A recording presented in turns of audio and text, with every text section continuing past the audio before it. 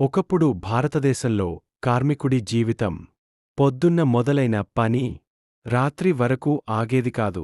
హక్కులు లేవు, విశ్రాంతి లేదు. జీవితమంటే కష్టమే అనుకునే రోజులు అవి. అలాంటి కాలంలో ఒక మహానుభావుడు వచ్చాడు. అతనే డాక్టర్ బిఆర్ అంబేద్కర్. కూలీలకు రోజుకు 12-14 గంటల పని, అమ్మాయిలకు, పిల్లలకు కూడా కఠినమైన శ్రమ, సురక్షితమైన పనివాతావరణం అనే మాటే లేదు. ఈ అన్యాయాన్ని చూసి అంబేద్కర్ నిశ్శబ్దంగా ఉండలేదు. 1942వ సంవత్సరంలో వైస్రాయ్ ఎగ్జిక్యూటివ్ కౌన్సిల్లో లేబర్ మెంబర్గా ఉన్నప్పుడు అంబేద్కర్ ఒక గొప్ప నిర్ణయం తీసుకున్నాడు. రోజుకు 8 గంటల పని చట్టాన్ని అమలు చేశాడు. ఈ నిర్ణయం భారతదేశంలో కార్మికుల జీవితాన్ని మార్చింది.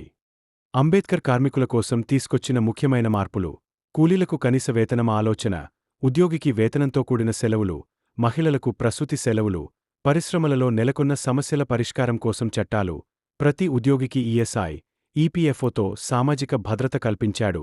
అతను చెప్పినది ఒక్కటే: కార్మికుడి గౌరవం దేశ గౌరవం.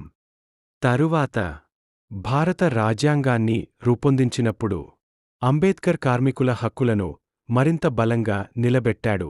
ఆర్టికల్ 14 సమానత్వ హక్కు, ఆర్టికల్ 19 స్వేచ్ఛ హక్కు, ఆర్టికల్ 23 బలవంతపు శ్రమ నిషేధం, ఆర్టికల్ 24 బాల కార్మికత్వం నిషేధం.